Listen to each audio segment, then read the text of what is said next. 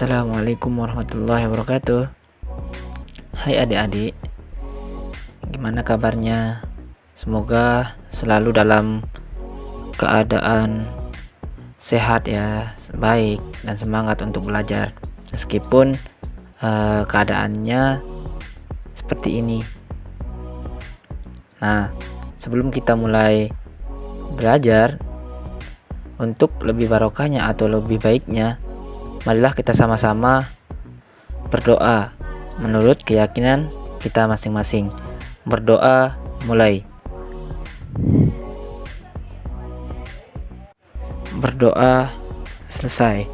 Nah, sekarang pada hari ini kita akan mempelajari tentang kurva titrasi. Nah, di sini pada materi ini saya mengambil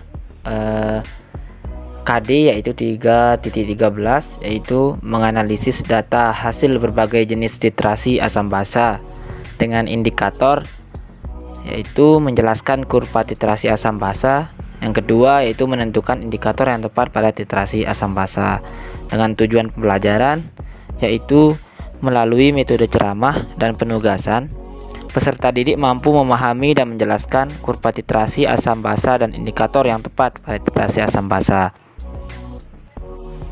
Nah, karena materi kita yaitu kurva titrasi, apa sih kurva titrasi itu? Apakah adik-adik tahu tentang kurva titrasi? Nah, apakah adik-adik pernah melihat sebuah grafik? Nah, grafik itu mirip dengan kurva atau sama dengan kurva. Jadi kurva titrasi ini adalah suatu grafik yang menyatakan perubahan pH pada titrasi asam basa ataupun sebaliknya. Nah, jadi itu sebuah grafik ya, kurva itu adalah sebuah grafik. Ada 4 kurva titrasi asam basa. Titrasi asam basa dengan basa kuat, itu yang pertama. Nah, berarti di titrasi asam kuat dan basa kuat ini, asam kuat bertindak atau posisinya sebagai titrat, dan basa kuat bertindak sebagai titrat. Nah, asam kuat ini karena dia bertindak sebagai titrat, posisinya itu berada di bawah dalam uret. Sedangkan basa kuat yang bertindak sebagai titrat, posisinya itu di atas. Yang kedua yaitu titrasi basa kuat dengan asam kuat. Nah, sama dengan yang tadi, namun perbedaannya itu hanya ditukar, yaitu basa dengan asam. Nah, posisi dari basa kuat ini bertindak sebagai titrat dan asam kuat bertindak sebagai titrat. Dan yang ketiga yaitu titrasi asam lemah dengan basa kuat.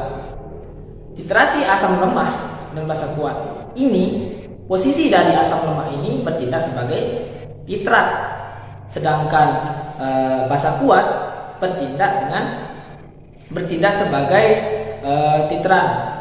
Dan yang terakhir yaitu titrasi basa lemah dengan asam kuat. Di sini basa lemah bertindak sebagai titrat, sedangkan asam kuat bertindak sebagai titrat. Dari keempat posisi ini, dari keempat titrasi ini, bahwa titrannya itu tidak ada yang lemah atau semuanya kuat, karena titran itu harus semuanya kuat. Dan di sini dapat kita lihat bahwa basa lemah atau asam lemah itu tidak bisa menjadi titran, karena yang menjadi titran itu harus asam kuat dan basa kuat. Nah, dengan demikian berarti jika titrasi dilakukan dengan asam lemah dengan basa lemah tidak bisa terjadi, atau sebaliknya, karena di sini tidak dianjurkan antara asam lemah dan basa lemah, karena tidak bisa reaksinya itu berjalan dengan lambat, atau bahkan tidak bisa tuntas reaksinya. Nah, dari tadi kita membicarakan tentang titran. Apa sih sebenarnya titran itu? Apa sih sebenarnya titran itu? Nah, titran adalah suatu larutan yang digunakan untuk menitrasi. Nah, sedangkan titrat adalah suatu larutan yang dititrasi. Nah, kalau titrat itu biasanya konsentrasinya sudah diketahui. Namun titrat ini yang jadi konsentrasinya. Nah, sekarang kita masuk ke intinya, yaitu pembahasan tentang kurva titrasi yang keempat itu. Nah, yang pertama yaitu titrasi asam kuat dan basa kuat. Nah, jadi kurvanya itu kurang lebih seperti ini ya. Kurang lebih seperti ini kurvanya. Dan bisa kita lihat bahwa sumbu X-nya itu adalah titrat, yaitu bisa dilihat yaitu HCl sebagai titrat, dan sumbu Y-nya itu adalah pH. pH itu berada di sumbu Y. Bisa kita lihat di dalam kurva ini ada di sumbu Y. Nah, sekarang lebih baik kita berlanjut ke contohnya saja agar kita lebih memahami dari kurva titrasi ini. Nah, contohnya yaitu sebuah titrasi antara 50 ml HCl 0,1 molar dengan NaOH 0,1 molar. Nah, di sini jika suatu HCl dititrasi dengan NaOH, maka akan terjadi reaksi asam basa, di mana reaksinya itu adalah HCl plus NaOH menghasilkan NaCl dengan air. Nah, sebelum dititrasi, pH HCl ini sama dengan 1 karena belum dimasuki dengan NaOH. Sebelum NaOH yang dititrat itu dapat masuk di dalam buret, hanya ada larutan HCl saja yang di dalam buret. Nah, karena HCl konsentrasinya 0,1 molar, maka dapat kita katakan bahwa pH-nya itu sama dengan 1 karena HCl itu adalah asam kuat. Nah, saat dititrasi sudah dimulai atau sudah dilakukan, pH naik dan bertambah volumenya NaOH yang ditambahkan. Nah, di sini NaOH mulai diteteskan perlahan-lahan dari bulet. Nah, pH-nya itu naik, tetapi naiknya itu masih di bawah 7. Nah, masih bersifat asam. Atau dalam hal ini HCl hanya bersifat asam atau masih berlebih dan NaOH-nya yang habis bereaksi. Nah, jadi di sini HCl-nya itu masih banyak dan NaOH-nya itu yang habis bereaksi karena penambahan NaOH-nya itu masih sedikit. Nah, penambahan NaOH sedikit itu yang membuat NaOH habis bereaksi dan masih tersisa HCl di dalam buret, dan itu menyebabkan di dalam buret itu masih larutannya bersifat asam. Nah, jika NaOH ditambahkan secara terus-menerus, maka akan menyebabkan NaOH semakin banyak dan HCl-nya yang akan habis bereaksi. Nah, pada saat NaOH dan HCl-nya habis, berarti pada saat itu hanya terdapat garam NaCl dan air. Nah, kita bisa tahu bahwa garam NaCl itu terbuat dari asam kuat dan basa kuat, sehingga asam kuat dan basa kuat itu tidak bisa terhidrolisis, di mana garam yang tidak bisa terhidrolisis ini bersifat netral, yaitu sama dengan 7, karena 7 ini adalah sifatnya netral ya, tidak basa, tidak asam, tapi tengah-tengah, yaitu 7. Nah, kalau misalkan dilihat dari titik ekuivalennya sama dengan 7, berarti pH-nya itu sama dengan 7. Nah, kemudian setelah dititrasi atau titik kepalanya kita ketahui, maka HCl akan habis. Jadi pada air ini akan semakin naik dan tersisa hanya NaOH saja karena HCl-nya itu udah habis bereaksi. Nah, artinya penambahan dari NaOH ini membuat HCl itu semakin lama akan habis bereaksi. Dan jadi di sini pH-nya itu langsung naik ke atas. Artinya pH-nya itu berubah menjadi basa. Dan di sini ada trayek pH, yaitu indikator fenolphthalein dan metil merah.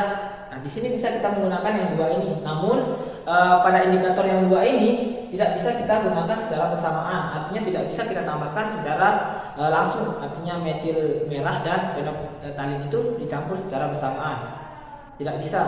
Harus kita menggunakan satu persatu. Nah, kita lihat dari indikator ini, pH dari indikator fenolphthalein ini adalah 8,3 sampai dengan 10, dan sedangkan pada metil merah ini yaitu 4,3 sampai 6,3. Nah, dilihat dari kurva yang ada di sini bahwa indikator metil merah dekat juga dengan 7, sedangkan pada metil indikator fenolphthalein juga dekat dengan 7. Jadi dua-duanya itu bisa kita gunakan, namun tidak bisa secara bersamaan. Hanya bisa dilakukan dengan satu persatu, atau kita pilih salah satu dari indikator ini supaya bisa kita gunakan untuk titrasi. Dan itu pun tidak secara langsung kita tuangkan, namun titrasinya itu 2 tetes atau 3 tetes. Mungkin dari untuk sedekat itu. Jadi dari pemilihan indikator tersebut kita lihat yang paling dekat pH-nya dari titik ekuivalen tersebut. Sekarang kita berlanjut ke yang kedua, yaitu titrasi basa kuat dengan asam kuat. Jadi di sini asam kuat atau bentuk dari kurvanya itu kita bisa langsung lihat di sini. Inilah bentuk dari kurva dari basa kuat dengan asam kuat. Nah, kita langsung saja ke contohnya, yaitu titrasi. Kita titrasi 50 ml KOH 0,1 molar dengan HCl 0,1 molar. Nah, kita langsung saja. Nah, pada ini KOH sebagai titrat dan HCl ini sebagai titran. Nah, antara basa kuat dan asam kuat yang tadi. Nah, pada saat ini, atau karena ini kurvanya pada sumbu X ini adalah titran, yaitu HCl, dan pH-nya itu atau sumbu Y-nya itu adalah pH. Nah, dan reaksi yang terjadi antara KOH dengan HCl ini hasilnya yaitu KOH plus HCl menghasilkan KCl plus H2O. Nah, sebelum dititrasi, pH dari KOH ini mencapai 13 yang saat pada posisi 0, artinya pada saat volumenya itu 0, menghasilkan atau pH awalnya itu mencapai 13. Nah, jadi bisa kalian pastikan atau bisa kalian lihat ketika volumenya sama dengan 0, yaitu pH-nya sama dengan 13, saat titrasi mulai dilakukan pH itu turun menjadi kurang menjadi 13 karena ditambahkan HCl yang bersifat asam. Nah, turunnya itu masih bersifat basa karena HCl yang ditambahkan masih sedikit atau tidak bisa membuat NaKOH itu habis bereaksi. Nah, jadi yang habis bereaksi itu adalah HCl karena penambahan HCl ini masih sedikit dibandingkan dengan KOH. Nah, KOH, jadi yang tersisa dalam bulet itu masih KOH dan masih bersifat basa. Dan jika KOH ini habis, hanya tersisa HCl dan H2O, maka KCl ini adalah garam yang terbuat dari basa kuat dengan asam kuat. Nah, seperti yang pertama tadi, bahwa basa kuat ditambahkan dengan asam kuat itu tidak bisa terhidrolisis. Artinya dia itu mempunyai pH sama dengan 7 atau mencapai dengan titik ekivalen sama dengan 7 atau netral. Nah, setelah titik ekivalen itu secara terus-menerus ditambahkan HCl atau ditambahkan asam, maka lama-kelamaan pH-nya itu akan menjadi turun. Nah, kalau misalkan pH-nya itu turun, berarti akan menuju ke asam. Nah, terdapat tampak pH-nya itu sama dengan yang pertama. Nah, sekarang kita akan berlanjut ke yang ketiga, yaitu kurva titrasi asam lemah dengan basa kuat. Di sini asam lemah ini bertindak sebagai titrat dan basa kuat bertindak sebagai titrat. Nah, langsung saja kita ke contohnya, yaitu 50 ml CH3COOH 0,1 molar direaksikan atau ditambahkan dengan NaOH 0,1 molar. Di sini karena basa kuat atau NaOH-nya itu bertindak sebagai titrat, maka di sumbu X itu adalah NaOH dan sumbu Y itu adalah pH. Sebelum NaOH ditiriskan ke dalam buret, pH dari CH3COOH itu sama dengan atau kurang lebih 3 atau masih bersifat asam. Nah, walaupun asam atau meskipun tidak bisa sama dengan asam kuat, tapi CH3COOH itu bersifat asam. Nah, ketika sudah mulai kita untuk menambahkan NaOH atau diteteskan ke dalam bulet yang berisi CH3COOH, maka pH-nya itu akan seiring bertambah.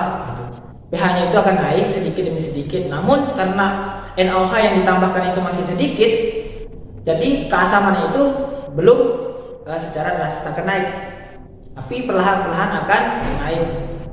Nah, karena ditambahkan NaOH, maka akan bertambah pH-nya itu akan bertambah atau naik dari yang semula, yaitu 3. Nah, kalau kita lihat NaOH itu ditambahkan mulai bereaksi dengan CH3, maka NaOH itu akan habis bereaksi karena NaOH yang ditambahkan itu cuma sedikit atau masih sedikit.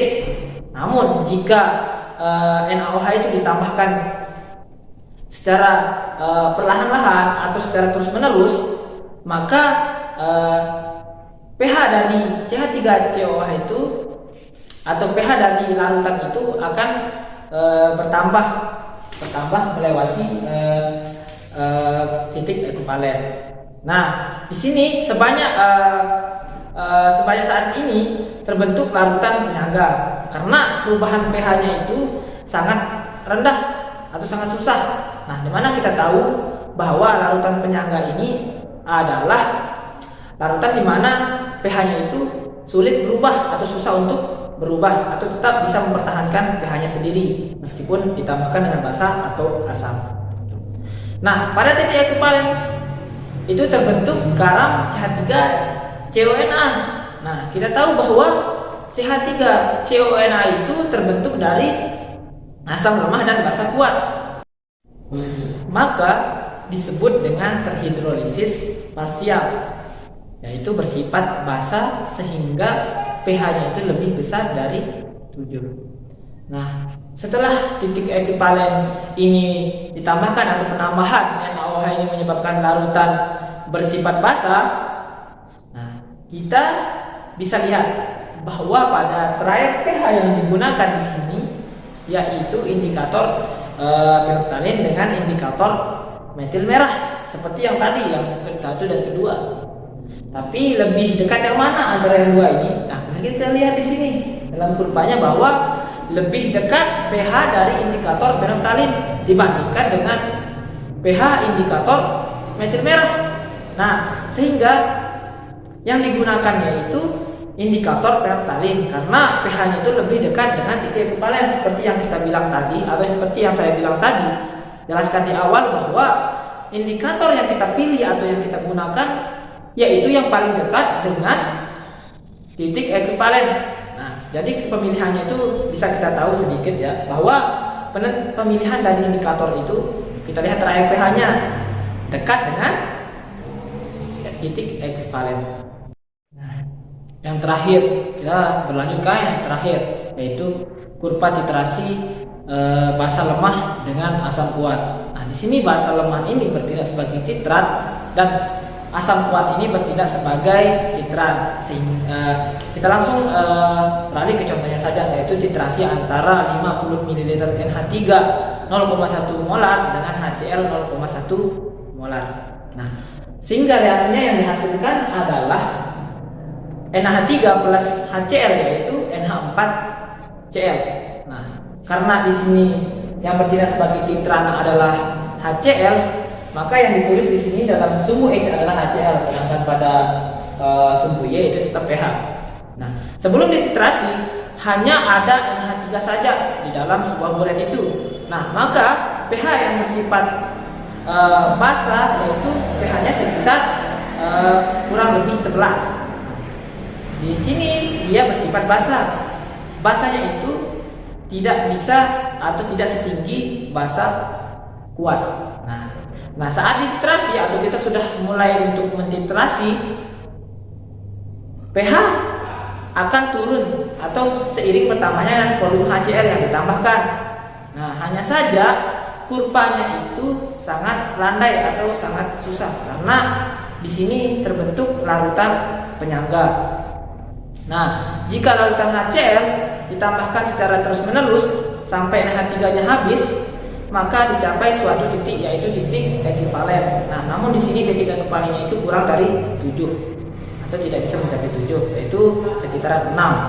Nah, penambahan HCl ini akan membuat dia semakin asam. Dan terus di sini bisa kita lihat untuk pemilihan indikator itu dapat kita lihat bahwa harus kita menggunakan indikator yaitu metil merah karena dia itu lebih mendekati dengan titik ekuivalen. Dari penjelasan-penjelasan yang tadi dapat kita simpulkan bahwa sebuah kurva titrasi ini adalah grafik yang menyatakan perubahan pH pada titrasi asam basa atau sebaliknya.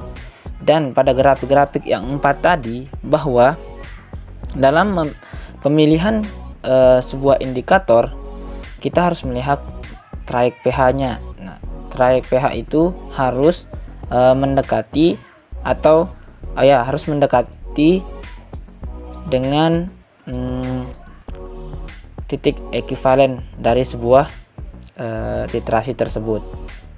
Untuk adik-adik semua, untuk yang kerjakan tugasnya bisa membuka link ini ya, agar bisa mendapatkan soal-soal untuk belajar. Nah, mungkin itu saja video pembelajaran dari saya. Semoga bermanfaat bagi adik-adik semua. Semoga bisa mencapai cita-citanya ya. Semangat untuk belajar.